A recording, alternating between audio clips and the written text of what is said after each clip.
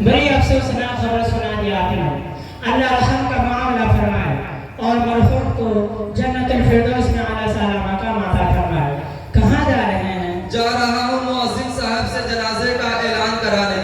اچھا رکیے ایک منٹ، مؤذن صاحب کا نمبر میرے پاس ہے، میں کال کرتا ہوں۔ ٹھیک ہے۔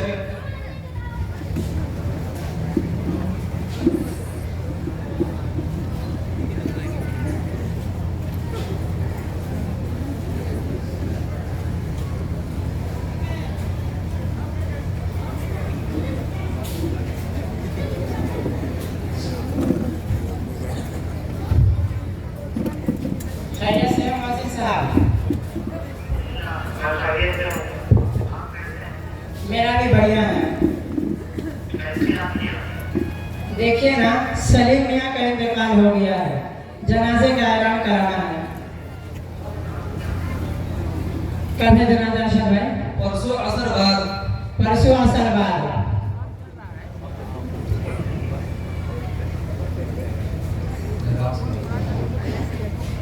محترم حضرات، بہت ہی افسوس کے ساتھ اعلان کیا جاتا ہے کہ جناب سلیم میاں صاحب کا انتقال ہو گیا ہے۔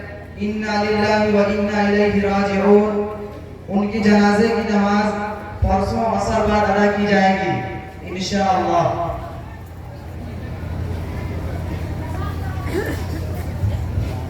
کون انتقال کر گیا بھائی؟ مؤذن صاحب کس کا اعلان کر رہے تھے؟ ارے ارمان بھائی کیا بتائیں، سلیم میاں کا انتقال ہو گیا ہے۔ انا للہ و انا الیہ راجعون۔ اللہ ان کی مغفرت فرمائے۔ جنازہ کب ہے؟ پرسوں عصر بعد۔ پرسوں عصر بعد۔ یا اللہ، جنازے میں اتنی تاخیر کی۔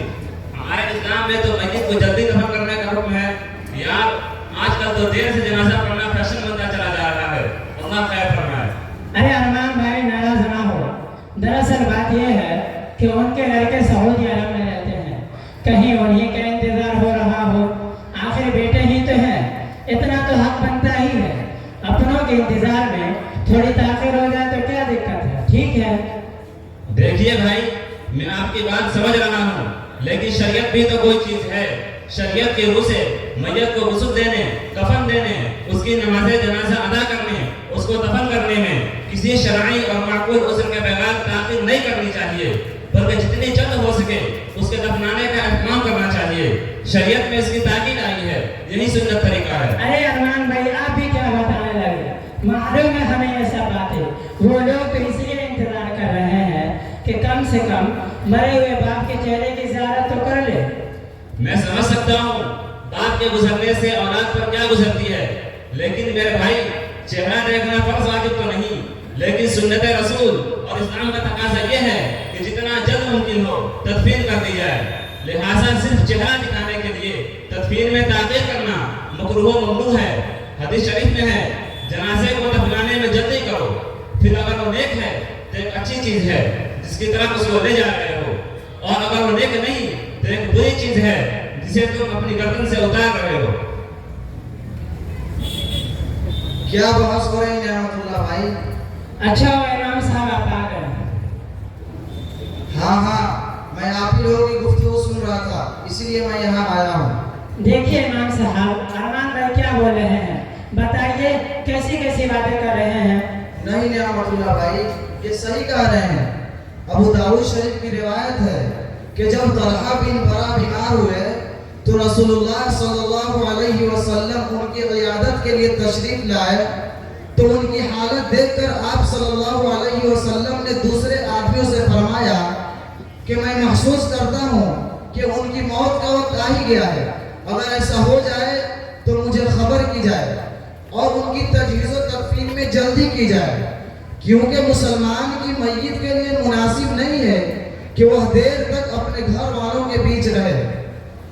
حضرت عبداللہ ابن عمر رضی اللہ عنہ سے روایت ہے کہ میں نے رسول اللہ صلی اللہ علیہ وسلم سے سنا، وہ فرماتے تھے کہ جب کوئی انتقال کر جائے تو ان کو دیر تک گھر میں مت رکھو اور قبر تک پہنچانے اور دفن کرنے میں جلدی سے کام دو۔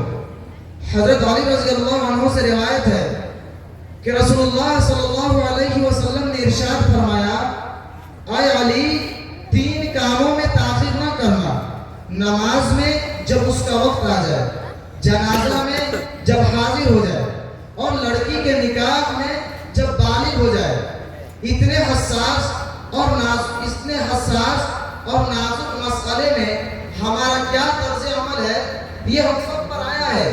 اس لیے اللہ کے واسطے مردوں پر رحم کیجئے اور جلد دفن کرنے کی فکر کیجئے۔ بلکہ میں آج کل خود توجہ میں ہوں کہ ماحول بنتا جا رہا ہے کہ انتقال کے بعد مردے کو برف یا فریزر میں رکھ دیتے ہیں، جبکہ برف یا فریزر میں رکھنا مردے کو تکلیف دینا ہے۔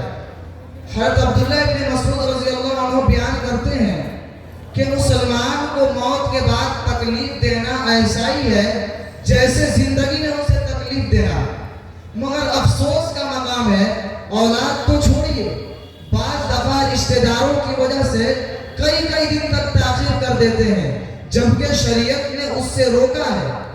چنانچہ طبرانی میں حضرت عبداللہ ابن عمر رضی اللہ عنہ سے ایک روایت منقول ہے، وہ فرماتے ہیں کہ میں نے رسول اللہ صلی اللہ علیہ وسلم کو فرماتے ہوئے سنا کہ جب تم میں سے کوئی مرے تو اسے نہ روکو بلکہ جلد دفن کے لیے لے جاؤ۔